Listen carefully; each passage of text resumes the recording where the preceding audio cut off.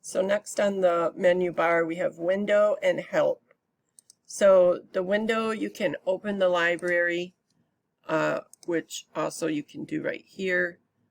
And you have project info.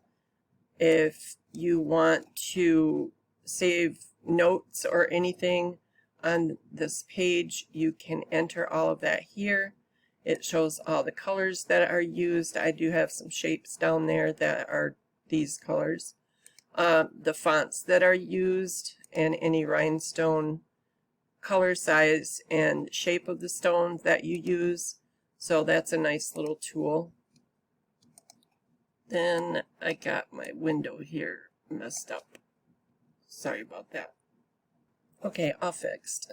And then your workspace, you have basic, advanced. I went over that in the library video. And also your save your workspace. You can give that a name. And window, workspace, manage workspaces. You may have more than one page here that you can, rename or whatever you want to do to it.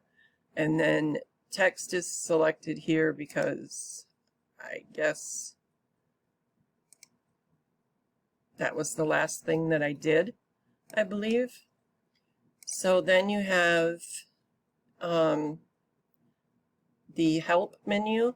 The About Starcraft, I'm not going to open this because it actually shows my activation code, but if you click on that, it will tell you up towards the top the version that you're using and your name and some information with your activation code down here at the bottom.